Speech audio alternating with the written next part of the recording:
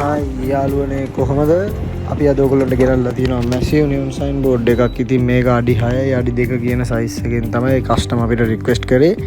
White colour එකකින් එයාට professional look එකක් එන්න ඕන නිසා එයා වයිට් කලර් එකෙන් තමයි මේක අපෙන් රික්වෙස්ට් කරේ. ඉතින් මේක ඇත්තටම බ්ලැක් එකෙන් කරපු වැඩක්. අවුට්ඩෝර් බෝඩ් එකක් නිසා ලොකු ගාණක් වියදම් වෙනවා ඇක්‍රලික් වලින් කරන්න ගියාම.